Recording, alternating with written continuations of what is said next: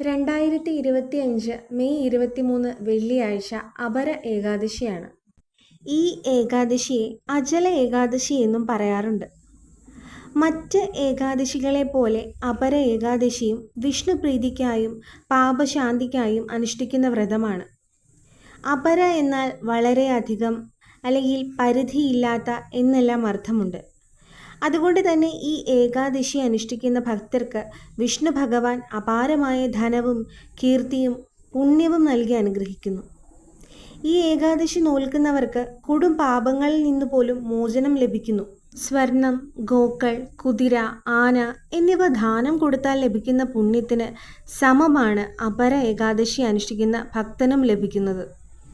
ഈ ദിവസം വിഷ്ണു ഭഗവാന്റെ 5ാമത്തെ അവതാരമായ വാമന ഭഗവാനെയാണ് പൂജിക്കുന്നത്. അപര ഏകാദശി വ്രതം അനുഷ്ഠിക്കുന്ന ഭക്തരിൽ പുത്രനില്ലാത്തവർക്ക് പുത്രനെയും ധനമില്ലാത്തവർക്ക് ധനവും ലഭിക്കുന്നതാണ്. എങ്ങനെയാണോ സൂര്യൻ അന്ധകാരത്തെ ഇല്ലാതെയാക്കി വെളിച്ചത്തെ പ്രദാനം ചെയ്യുന്നത്, അതുപോലെ അപര ഏകാദശി നോൽക്കുന്ന ഭക്തരുടെ സകല പാപങ്ങളെയും കഴുകിക്കളഞ്ഞ് പുണ്യത്തെ നൽകി വിഷ്ണു ഭഗവാൻ അനുഗ്രഹിക്കുന്നു. അപര ഏകാദശി വ്രതമെടുത്ത് വിഷ്ണു ഭഗവാനെ ഭജിച്ച് വിഷ്ണു പൂജ ചെയ്യുന്ന ഭക്തരുടെ എല്ലാ ബുദ്ധിമുട്ടുകളും ദുഃഖങ്ങളും ദൂരീകരിച്ച് അവർക്ക് വളരെയധികം ധനവും പുണ്യവും കീർത്തിയും നൽകി തൻ്റെ ഭക്തരെ വിഷ്ണു ഭഗവാൻ അനുഗ്രഹിക്കുന്നതാണ്. പുരാണങ്ങൾ അനുസരിച്ച് അപര ഏകാദശിയുടെ പ്രാധാന്യം ശ്രീകൃഷ്ണ ഭഗവാൻ പാണ്ഡവ സഹോദരങ്ങളിലെ യുധിഷ്ഠിരനോട് വിശദീകരിച്ചതിങ്ങനെയാണ്. അപര എന്ന വാക്കിൻ്റെ അർത്ഥം പരിധിയില്ലാത്തത് എന്നാണ്. മഹാഭാരത യുദ്ധത്തിൽ കുരുക്ഷേത്ര യുദ്ധം വിജയിക്കാൻ പാണ്ഡവർ ഈ പ്രത്യേക ദിവസം ഉപവസിച്ചിരുന്നു. അപര ഏകാദശി വ്രതം പരിശുദ്ധിയോടെയും ഭക്തിയോടെയും കൂടി ആചരിക്കുന്നവർക്ക് മഹാവിഷ്ണു അവരെ സന്തോഷവും ഐശ്വര്യവും അഭീഷ്ടസിദ്ധിയും നൽകി അനുഗ്രഹിക്കുന്നു.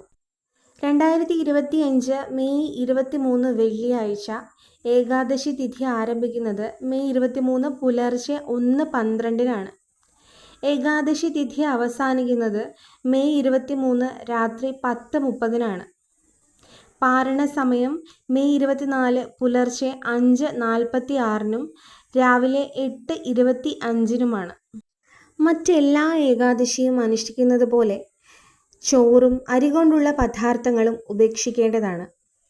ദശമി ദിവസം കുളിച്ച് ഒരു നേരം ആഹാരം കഴിച്ച് ഏകാദശി ദിവസം പൂർണ്ണ ഉപവാസം അനുഷ്ഠിക്കേണ്ടതാണ്.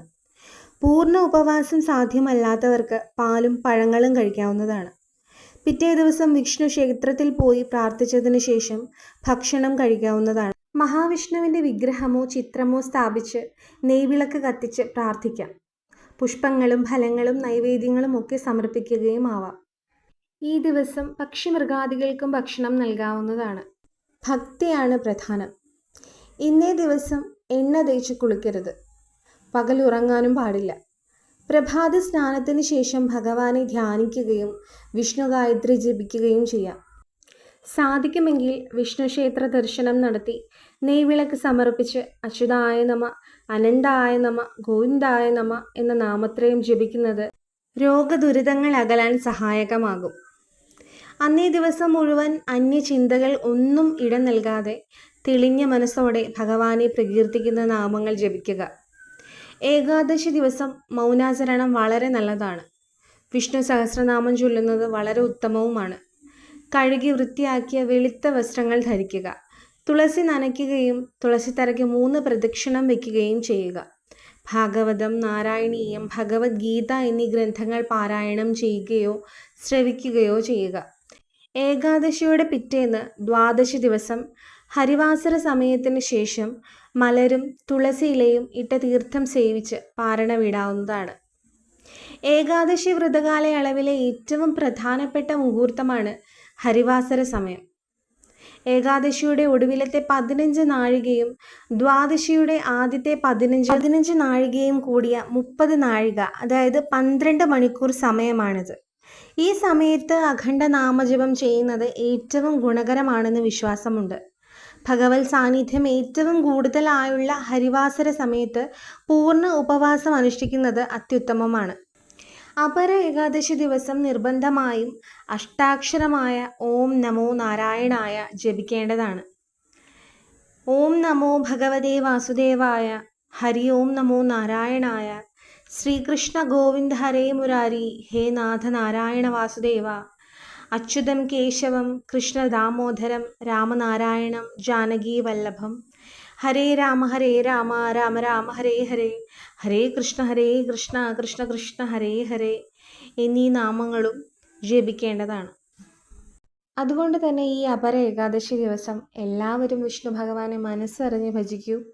ഭഗവാന്റെ അനുഗ്രഹം ജീവിതത്തിലുടനീളം എല്ലാവർക്കും ഉണ്ടാവട്ടെ എന്ന് മനസ്സറിഞ്ഞ് പ്രാർത്ഥിക്കുന്നു.